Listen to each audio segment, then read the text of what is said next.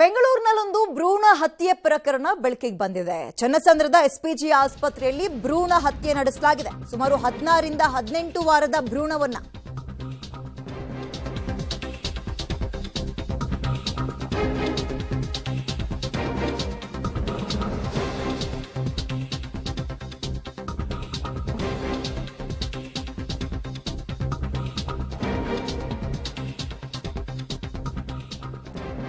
ಆರೋಗ್ಯ ಇಲಾಖೆ ದಾಳಿ ವೇಳೆ ಭ್ರೂಣ ಹತ್ಯೆ ಬೆಳಕಿಗೆ ಬಂದಿದೆ. ಭ್ರೂಣ ಹತ್ಯೆ ನಿಷೇಧ ಕಾಯ್ದೆಯಡಿ ಪ್ರಕರಣ ದಾಖಲಾಗಿದೆ.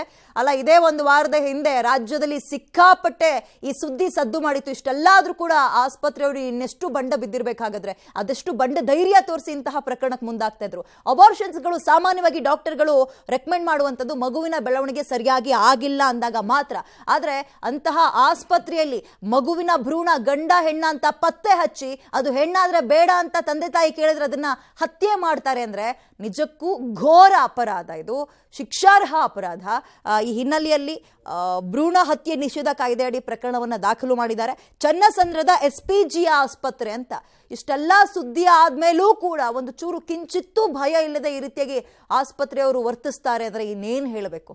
ತಂದೆ ತಾಯಿಗಳು ಒಂದ್ ಕಡೆ, ಅಂಥವರಿಗೆ ಕುಮ್ಮಕ್ಕು ಕೊಡುವ ಇಂತಹ ಆಸ್ಪತ್ರೆ ಸಿಬ್ಬಂದಿಗಳು ಇನ್ನೊಂದು ಕಡೆ. ನಿಜಕ್ಕೂ ನಾಚಿಕೆಗೇಡು ಇಂತಹ ಪ್ರಸಂಗಗಳು ಈ ಕಾಲದಲ್ಲೂ ನಡೀತಾ ಇರೋದು. ಬೆಂಗಳೂರಿನಲ್ಲಿ ಭ್ರೂಣ ಹತ್ಯೆ ಪ್ರಕರಣ ಬೆಳಕಿಗೆ ಬಂದಿದೆ. ಚನ್ನಸಂದ್ರದ ಎಸ್ಪಿಜಿ ಅನ್ನೋ ಆಸ್ಪತ್ರೆಯಲ್ಲಿ ಭ್ರೂಣವನ್ನ ಪತ್ತೆ ಮಾಡಿ, ಅದು 16 ರಿಂದ 18 ವಾರ ಅಂದ್ರೆ ಅಲ್ಲಿಗೆ 4 ರಿಂದ 4.5 ತಿಂಗಳು ಮಗು ಅಮ್ಮನ ಗರ್ಭದೊಳಗಿತ್ತು. ಅದು ಭ್ರೂಣ ಹತ್ಯೆಗೆ ಸಂಬಂಧಪಟ್ಟಂತೆ ರಾಜ್ಯದಲ್ಲಿ ತಮಗೆಲ್ಲರೂ ಗಮನಿಸಿರೋ ಹಾಗೆ ಮಂಡ್ಯ ಜಿಲ್ಲೆಯಲ್ಲಿ ಆಗಿರೋಂಥದ್ದು ತಮ್ಮ ಗಮನಕ್ಕೆ ಇದೆ.